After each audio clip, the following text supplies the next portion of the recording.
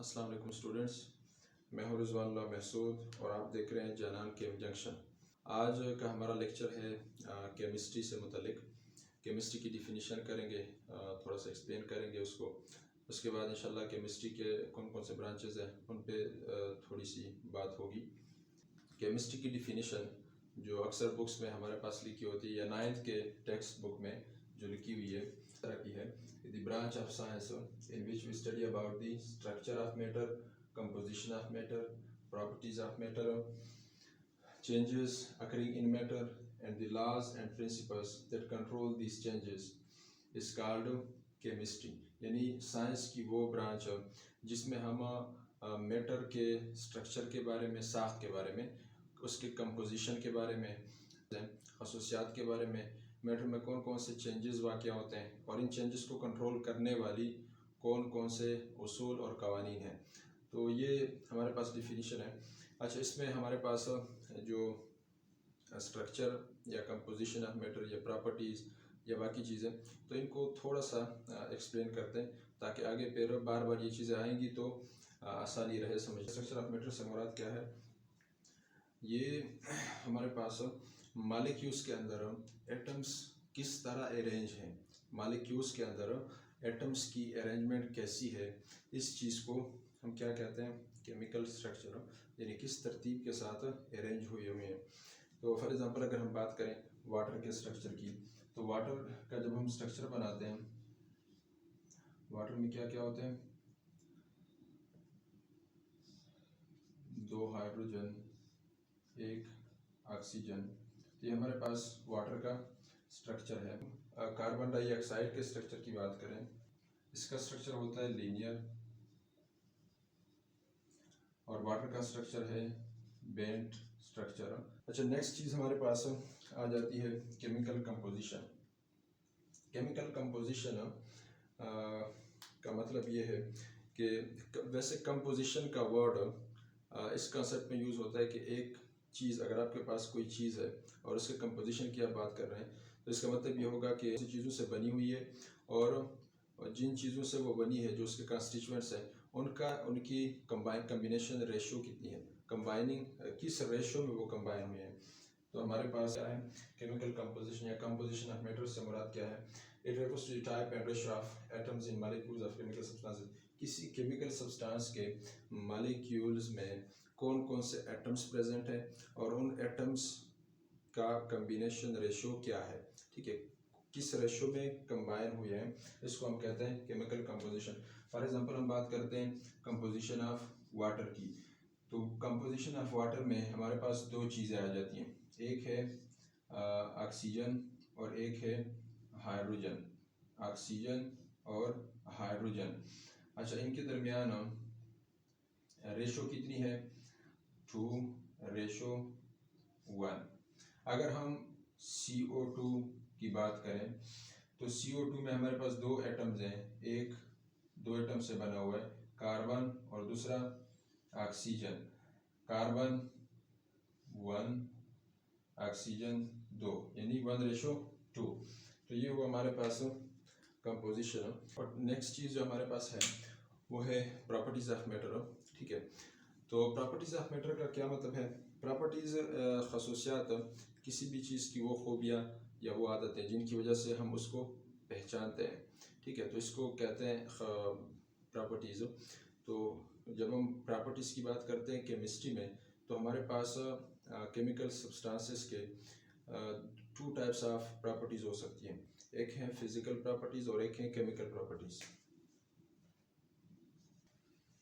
अच्छा, physical properties का क्या मतलब है? Physical properties are those properties which are related to the physical state of matter, ठीक है। इनका ताल्लुक किसके साथ है?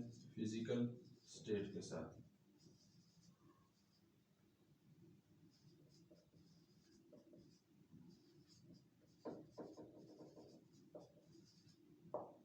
हमारे पास आ जाती हैं मास, वॉल्यूम,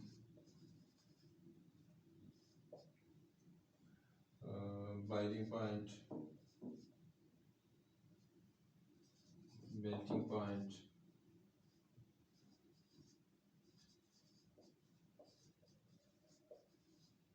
सॉल्युबिलिटी एटसेट्रा। अच्छा, ये है हमारे पास ये कुछ फिजिकल प्रॉपर्टीज़ है, ठीक है। इन सब का ताल्लुक किसके साथ है? किसी भी सब्सटेंस के फिजिकल स्टेट के साथ। अच्छा, अब केमिकल प्रॉपर्टीज़ क्या है? Chemical properties are those properties which are related to the chemical state of a substance. किसी भी सब्सटेंस के जितने भी केमिकल रिएक्शंस होते हैं उनको हम कहते हैं केमिकल प्रॉपर्टीज़, ठीक है। इस तरह corrosion is a chemical property, ठीक है। For example, corrosion is a chemical property.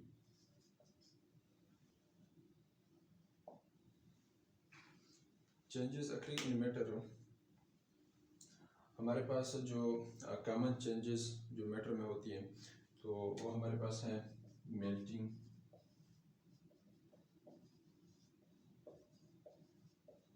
Boiling, vaporisation,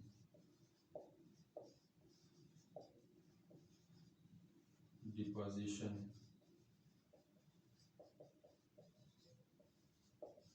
etcetera. Last one, laws and principles that control this changes, वो कवानीन और वो उसूल जो इन चेंजेस को, मैटर में होने वाली चेंजेस को कंट्रोल करती हैं। फॉर एग्जांपल, हमारे पास law of conservation of mass है, लॉ ऑफ डेफिनेट प्रोपोर्शन है, लॉ ऑफ मल्टीपल प्रोपोर्शन है, ठीक है।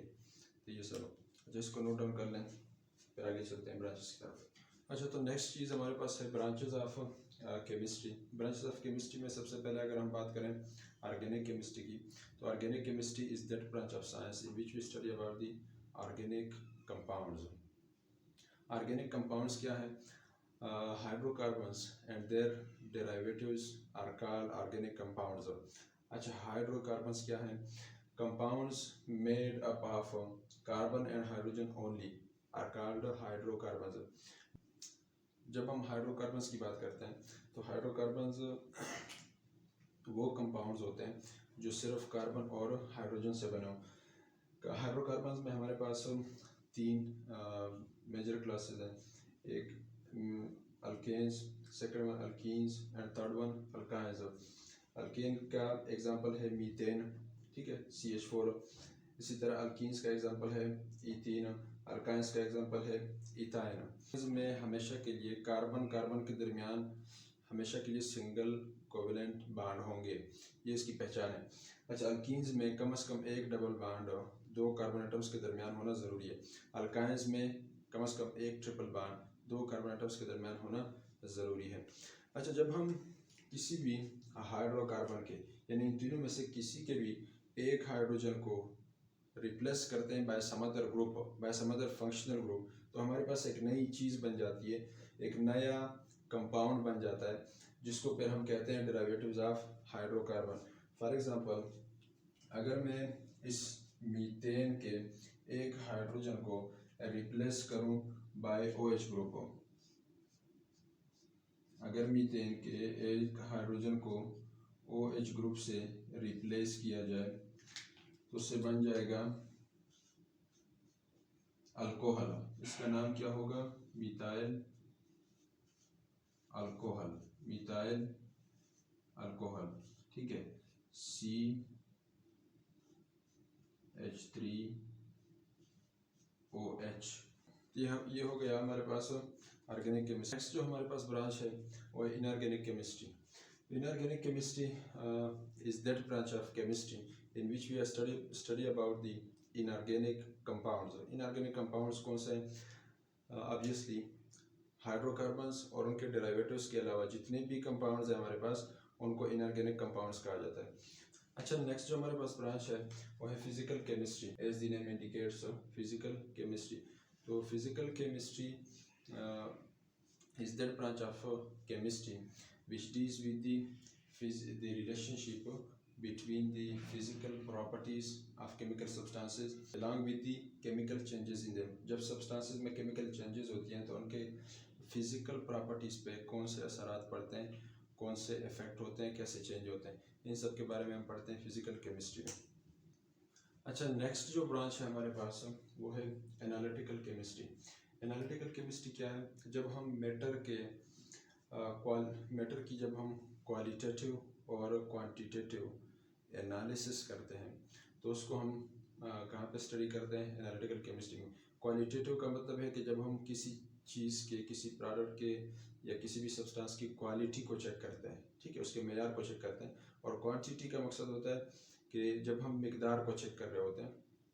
तो हमारे पास जब जितनी भी कंपनीज वगैरह हैं, तो ये जब कोई प्रोडक्ट बनाते हैं तो पाकिस्तान स्टैंडर्ड्स, जो हमारे पाकिस्तान में एक इदारा है जो आपको सर्टिफिकेट जारी करती है, लेकिन उससे पहले क्या करते हैं, पाक PS का जो सर्टिफिकेट होता है वो आपको सर्टिफिकेट देने से पहले आपके प्रोडक्ट को चेक करते हैं, क्वालिटेटिव एनालिसिस करते हैं। अगर उनके मेयार पे आपका प्रोडक्ट पूरा उतर रहा है तो वो आपको PS का सर्टिफिकेट दे देते हैं, नहीं तो वो रिजेक्ट कर देते हैं।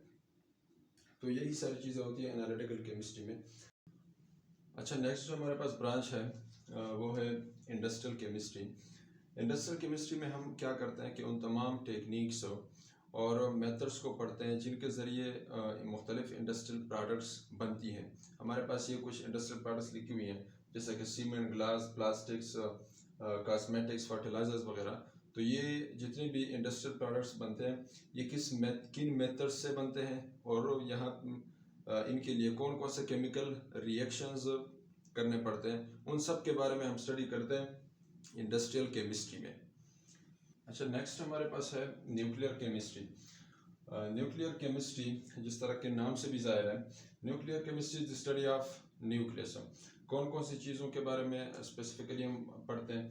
चेंजेस अकरिंग इन न्यूक्लियस, ठीक है, न्यूक्लियस में कौन कौन से चेंजेस होते हैं। प्रॉपर्टीज़ ऑफ न्यूक्लियंस, न्यूक्लियस के अंदर जितने भी पार्टिकल्स हैं, सब एटॉमिक पार्टिकल्स, उनको कलेक्टिवली न्यूक्लियंस कहते हैं। तो जितने भी पार्टिकल्स न्यूक्लियस के अंदर हैं उन सब के बारे में, उनके प्रॉपर्टीज़ के बारे में पढ़ते हैं इस ब्रांच में। इसी तरह न्यूक्लियस से कौन कौन से रेडिएशंस एमिट होते हैं या न्यूक्लियस में एब्जॉर्ब होते हैं, यानी emission and absorption of radiations from the nucleus. अच्छा, यहाँ पे अगर हम बात करें रेडिएशंस की, तो 3 किस्म की रेडिएशंस न्यूक्लियस से निकलती हैं। एक है हमारे पास अल्फा, ठीक है, जिस पर डबल पॉजिटिव चार्ज होता है। अच्छा, सेकंड वन है बीटा, जिस पे -1 चार्ज होता है। और थर्ड वन है गेमा, जिस पे कोई चार्ज नहीं होता। They are high energy photons. अच्छा, नेक्स्ट जो हमारे पास ब्रांच है वो है बायोकेमिस्ट्री। तो बायोकेमिस्ट्री क्या है? Biochemistry is study of bio elements and bio molecules. Bio elements और बायो मालिक्यूल्स के बारे में केमिस्ट्री के जिस ब्रांच में हम स्टडी करते हैं, यानी बायो एलिमेंट्स और बायो मालिक्यूल्स की केमिस्ट्री जहाँ पे हम स्टडी करते हैं, उस ब्रांच को हम कहते हैं बायोकेमिस्ट्री। बायो एलिमेंट्स 16 एलिमेंट्स हैं जिनसे जानदारों की सारी बॉडी बनी हुई है। तो उनमें से फिर 6 एलिमेंट्स मज़ीद वो 99.9% कंस्टिट्यूट करती हैं, जबकि 10 एलिमेंट्स हैं वो 1% से भी लेस कंस्टिट्यूट करती हैं। बहरहाल बायो एलिमेंट्स। अच्छा, बायो मालिक्यूल्स क्या हैं? Bio molecules are molecules which are formed from bio elements. Bio elements से बने हुए मालिक्यूल्स को हम कहते हैं बायो मालिक्यूल्स। तो बायो एलिमेंट्स, बायो मालिक्यूल्स की स्टडी हम कहाँ पे करते हैं? बायो केमिस्ट्री में। अच्छा, बायो मालिक्यूल्स की एग्जांपल्स हमारे पास प्रोटीन्स हैं, फैट्स हैं, कार्बोहाइड्रेट्स हैं, न्यूक्लिक एसिड्स वगैरह, ये सारी बायो मालिक्यूल्स की एग्जांपल हैं। तो हमारे पास ब्रांच है लास्ट वन, वो है इन्वायरमेंटल केमिस्ट्री। इन्वायरमेंटल केमिस्ट्री का ताल्लुक इन्वायरमेंट के साथ है। It is related with the interaction of chemical substances or processes with the environment and their impact on it, ठीक है। केमिकल सब्सटेंसेस या केमिकल प्रोसेसेस और इन्वायरमेंट का बाहमी ताल्लुक क्या है, आपस में क्या ताल्लुक है, एक दूसरे पर एक के दूसरे पे क्या असरात हैं, यानी केमिकल्स के इन्वायरमेंट पे क्या असरात हैं, इन्वायरमेंट के केमिकल्स पे क्या असरात हैं, इन सारी चीज़ों के बारे में हम इन्वायरमेंटल केमिस्ट्री में पढ़ते हैं। जिस तरह फॉर एग्ज़ाम्पल हमारे पास जो एक हार्मफुल जो गैस है CFC, जो फ्रीजर्स वगैरह से निकलता है या SC से, तो क्लोरोफ्लोरोकार्बन, ये क्या करता है कि ये जब ऊपर चला जाता है तो ओजोन जो लेयर है, प्रोटेक्टिव लेयर जो हमें प्रोटेक्ट करती है सन के हार्मफुल रेडिएशन से, तो ये CFC क्या करता है, ये ऊपर जाके उस ओजोन लेयर को डिस्ट्रॉय करता है। तो